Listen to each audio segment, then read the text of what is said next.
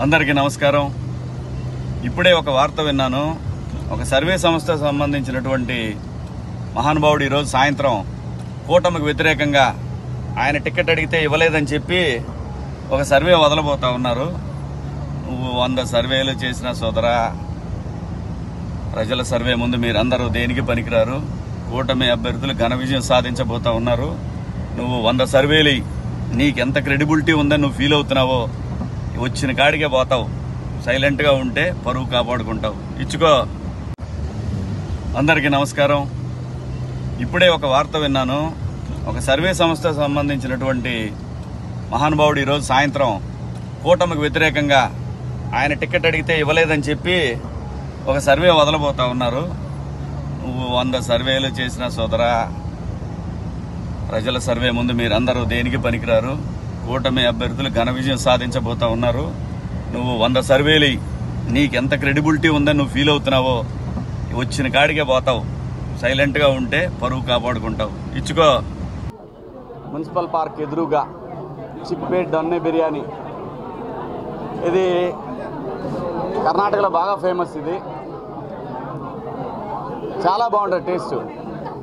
నేను ఫుడ్ లవర్నే, కాకపోతే బిగ్ బాస్కి వెళ్ళి వచ్చిన తర్వాత తినదలుచుకోవాలా ఇంకా, కానీ చాలా బాగుంటుంది ఇది. పైగా ఇదేదో నేను కమర్షియల్గా రాలేదండి. నేనేదో డబ్బులు తీసుకొని ఇక్కడికి వచ్చి వీళ్ళది ఓపెన్ చేసి అట్లా రాలేదు నేను. మనవాళ్ళు నాకు బాగా కావాల్సిన వాళ్ళు. సరే, మన దివాకర్ గారు ఉన్నారు కదా, డాలర్స్, ఆయన నాకు మంచి మిత్రుడు.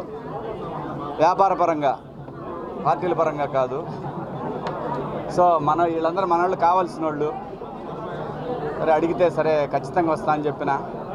ఈరోజు ఈ మున్సిపల్ పార్క్ ఎదురుగా తిరుపతిలో టౌన్లో మొదలైంది ఈ పాయింట్. చాలా బాగుంటుంది. ఒకసారి వచ్చి తిని, అంటే కుర్రాళ్ళు కదా, ఎంకరేజ్ చేయండి. కుర్రాళ్ళని ఎంకరేజ్ చేస్తేనే. నాకు ఒకటే ఆశ్చర్యం ఏంటంటే, ఇలాంటి వాటికి వస్తారు కానీ తినరు. సినిమా వాళ్ళు చూడటానికి వస్తారు. తింటే కదా టేస్ట్ తెలిసేది.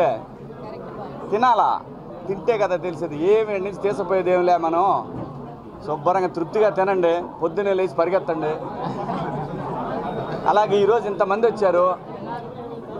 ఈసారి ఎలక్షన్లో ఇలాగే అందరూ ఓటేయటానికి రండి అబ్బా. ఓటేయటానికి కూడా రండి, ఓటు వేయాలబ్బా. మీరు ఎవరికైనా వేసుకోండి, పలానోడికి ఏమని నేను చెప్పను. ఓటు వేయటానికి రండి, ఓటేయాలా, మంచి వాళ్ళని ఎన్నుకోవాలా. పలానా వాళ్ళకి ఏమని నేను చెప్పను, ఎందుకంటే నా సినిమాలు అందరూ చూడాలి కదా. వద్దు. కాకపోతే ఎవడు అధికారంలో ఉన్నా తప్పు జరిగితే మాత్రం మాట్లాడతా, ఎందుకంటే నేను జనం తరఫున మాట్లాడతా. కాబట్టి ఈ బిర్యానీ పాయింట్ సూపర్ సక్సెస్ అవ్వాలి. మనోడు ఇంకా తిరుపతిలో 4-5 పాయింట్లు, పక్కనే నగిరి రోజా గారి కాన్స్టిట్యున్సీ ఆడవ point, railway Koduru Srinivas point, ఇట్లా మంచి అభివృద్ధి చెందాలని మనస్ఫూర్తిగా కోరుకుంటా ఉన్నా. రేపు 13వ తారీఖు నాడు ఖచ్చితంగా అందరూ ఓటేయండిరా, మీకు దండం పెడతారా. అమ్మ, ఒక్క నిమిషం, ఒక గంట స్పెండ్ చేయడానికి సస్తారేమే, నాకు అర్థం కాదు. అది మీ హక్కు, మీ పిల్లల కోసం, వీళ్ళందరి కోసమే మనం ఓటేసేది. ఓటు వేయటానికి రండి. నేను ఒక్కన బాబోతే ఏమొద్దు అనుకుంటారు. బిర్యానీ పాయింట్కి వచ్చి ఓపెనింగ్కి వచ్చి ఇదేందంటారా? ఇది ఎంత ముఖ్యమో అది కూడా అంతే ముఖ్యం. అర్థం చేసుకోండి. ఈ తరం పిల్లల కోసం మనందరం ఇక్కడ ఇప్పుడు ఉందే. అట్లానే ఈ వ్యాపారం Chickpet Donne biryani super duper hit అవ్వాలి. బాహుబలి అంత హిట్ అవ్వాలి ఈ ఊళ్ళో. సో మనోడు ఇలాంటి పాయింట్లు ఇంకా పెట్టాలని, దినదిన అభివృద్ధి జరగాల. పెద్ద ఆయన ఉన్నాడు, పైనుంచి చూస్తున్నాడు. సో బాగుంటుంది. ఆల్ ది బెస్ట్ అమ్మా, all the best. Thank you. Media నాకొద్దు, పాలిటిక్స్ నాకొద్దు. నేను మాట్లాడతా, నా ఛానల్ అంతా నేను మాట్లాడతాగా. నేను ఈ ఊరిని పొగడిని, ఊరిని తిట్టినా, తప్పు చేసినాడు ఎవడైనా సరే నాకు అనవసరం. ఎందుకంటే రేపటి తరం బిడ్డల ఆస్తుల్ని ఈ తరం నాయకులు దోచుకుంటున్నారు. అది తప్పు, పాపం తగులుద్ది. అమ్మ తోడు కర్మ తిరిగి మళ్ళీ వస్తుంది. మనం ఎంతమంది పొట్టలు కొడితే తినడానికి కూడా ఉండదు మనకి. ఎందుకంటే ఏ రోగాలు వస్తాయి, అది నేను అనేది. తినడానికి లక్షల కోట్లు ఉంటుంది, రోగాలు. కర్మ ఎవరిని వదలదయ్యా. ఇవాళ మనం జనాన్ని మోసం చేసి తింటున్నాము, అబ్బా భలే మాయ చేసాం అనుకుంటున్నారేమో. పెద్ద ఆయన అందరి దోలా తీర్చేస్తాడు ఎక్కడ ఒక పాయింట్లో. ఆయన పాయింట్లు ఆయనకు ఉంటాయి. ఆ పాయింట్కి వచ్చిన తర్వాత ఎత్తపోతాడు, అంతకన్నా ఏముండదు. కాబట్టి అందరూ బాగుండాలి, మనందరం బాగుండాలి, సమాజం బాగుండాలా, ఆంధ్రప్రదేశ్ బాగుండాలా, మన తెలుగు వాళ్ళు ఎక్కడున్నా బాగుండాలా. ఎక్కడెక్కడి నుంచో పెద్ద ఆయన దగ్గరికి వస్తారు కదా, ఓటు వేయడానికి కూడా రండి అయ్యా. మీ అందరికీ దండం పెట్టి చెబుతున్నాను, ఓటు వేయడానికి రండి. మీరు ఎవరికైనా వేసుకోండి, నాకు అనవసరం. మంచి నాయకుల్ని ఎన్నుకోండి.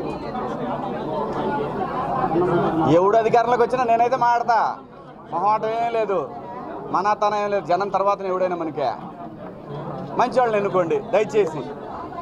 13వ తారీఖు ఓటు వేయండి. ఓటేసి వచ్చి బిర్యానీ తినండి మా వాడిది. Okay, thank you. ఎవడు తెలుసు, పబ్లిక్ ఎవడు మాట్లాడేవాడు లేడికి ఇవ్వాలా, ఎవడు మాట్లాడే పరిస్థితి లేదు. అందరికీ భయపడుతున్నారు, ఏ పార్టీ ఉన్నా భయపడుతున్నారు. ఎవడు వీళ్ళు, ఎవడయ్యా జనాన్ని భయపెట్టడానికి? పోలీసు వాళ్ళు భయపెడతారా? తప్పు చేయకుండా ఎందుకు భయపడతాడు? మీకు ఎవరికి తెలియదేమో, పోలీసు వాడి మీద కూడా కేసు పెట్టచ్చు. పోలీస్ స్టేషన్లో కేసు పెట్టకపోతే వాడు ఎస్ఐ అయినా కానిస్టేబుల్ ఎవడైనా సరే తప్పు చేస్తే మాత్రం పోయి కేసు పెట్టచ్చు. భయపడబాకండి, ఎవడికి భయపడాల్సి. ఈ రోజులో భయపడటం ఏందయ్యా? మనం కట్టే పన్నులతోటి జీతాలు తీసుకుంటా, మనం కట్టే పన్నులతోటి రాజకీయ పదవులు పొందుతా, ప్రభుత్వాలను ఏర్పాటు చేసుకుంటా, మనల్ని ఎవడు భయపెట్టేదే? 175 కాదు 275 తెచ్చుకోబ్బా, నాకేంది.